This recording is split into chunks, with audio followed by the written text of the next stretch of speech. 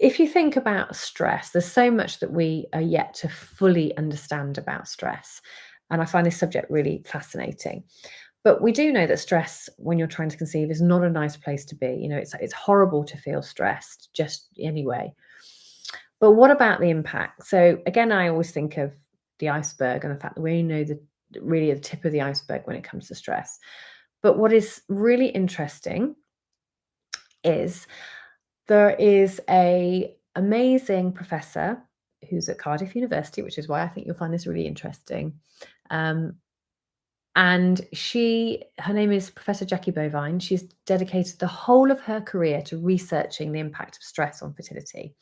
And she has concluded from all her research and meta analysis, everything that she's done, is that the impact of stress, direct impact of stress, doesn't impact on your fertility. Now, you're probably all going, "What? I've been told that stress really impacts on my fertility," and will be really surprised by that. And the reason that she's concluded this is she's looked at various different aspects, but it's so obvious when you talk about it is that if you look at countries that are war torn or have huge amount of poverty, they have among the highest birth rates in the world. Therefore, stress and chronic stress doesn't appear to impact on fertility. And the reason why this is the case is that our bodies adapt. So if you think about the stress response, that fight, flight, the sweaty palms, the heartbeat, that's your real immediate response to stress. So right at that moment, of course, your body is not prioritizing getting pregnant. Absolutely, it's not. But our bodies adapt. We even adapt to chronic stress. And eventually, your body is able to prioritize trying to conceive again. But should we ignore stress? Absolutely not. I mentioned right at the beginning there that stress can make you feel horrendous. It's not a great place to be, but particularly because it's the indirect effect of stress that can impact on our fertility. So when I say the indirect impact, I mean the things that we do when we're stressed. So, what do? We might drink more alcohol. We might start smoking. We might not be exercising. We might exercise too much because that's something that we can control. We might throw ourselves into work. We might not get enough sleep. All of those things have an indirect effect on your fertility, have a direct effect on your fertility as a result of the indirect effect of stress. Breastfeeding and trying to conceive.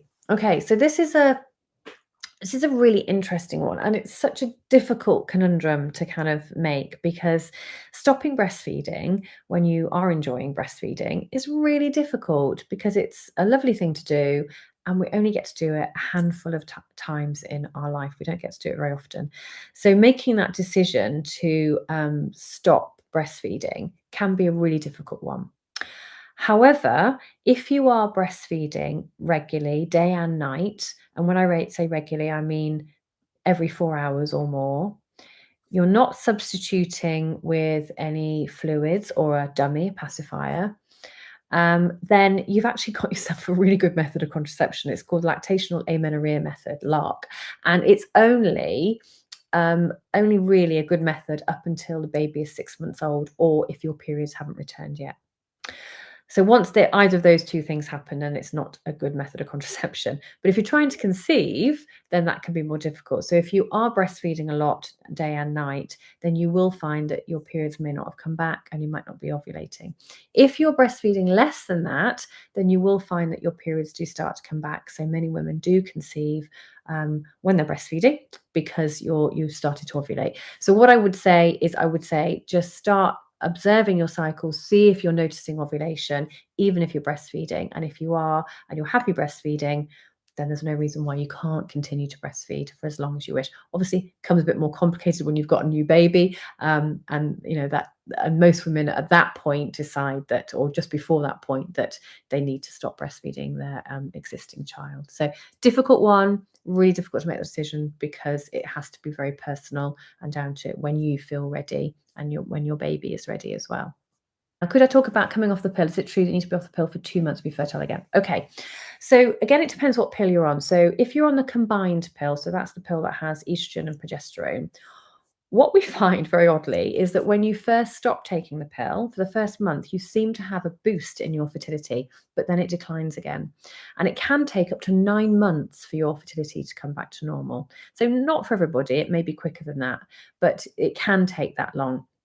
That's also the same with the Depo-Provera injection.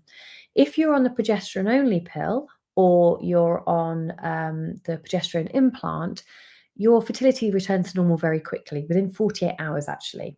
And it's because of different ways of the two contraceptive methods working. I'm not going to have time to go into that now, but it's all to do with the estrogen and progesterone and how those different actions happen with the body and ovulation. But generally, you can be on the combined pill, you can be fertile very quickly for the first month and then that decline a little bit. But that everyone is individual, so don't be too worried about that. From a health point of view, we often recommend coming off the pill about 9 months before you want to try and conceive, so that your hormones are all nice and normal and you're not taking any unneeded or unrequired at that moment hormones into the bloodstream. So that's just from a health point of view.